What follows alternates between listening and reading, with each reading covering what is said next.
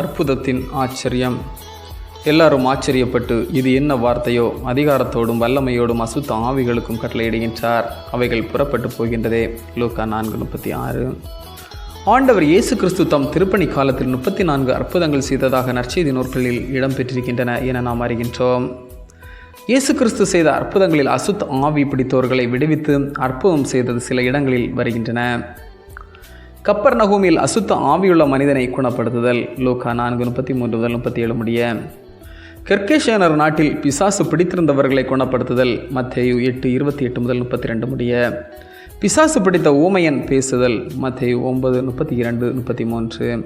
பிசாசு பிடித்திருந்த கானானிய ஸ்திரியின் மகளை குணப்படுத்துதல். மார்க் 7:24-30 முடிய. பிசாசு பிடித்த மகனை சுஸ்தமாக்குதல். லூக்கா 9:37-43 முடிய. பிசாசு பிடித்த குருடும் ஊமையுமானவனை குணப்படுத்துதல். மத்தேயு 12:22 போன்றவை இதற்கான எடுத்துக்காட்டுகள் ஆகும்.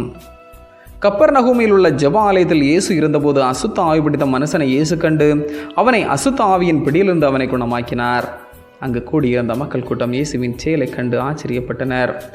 மக்கள் ஆச்சரியப்பட காரணம், ஐயா, நாசரேத்து இயேசுவே, உமக்கு இங்கு என்ன வேலை?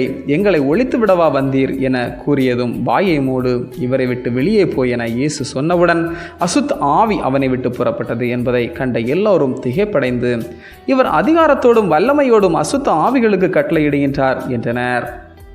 அவர் நிகழ்த்திய அற்புதங்கள் இன்றளவும் திருப்பணியில் தொடர்கின்றது.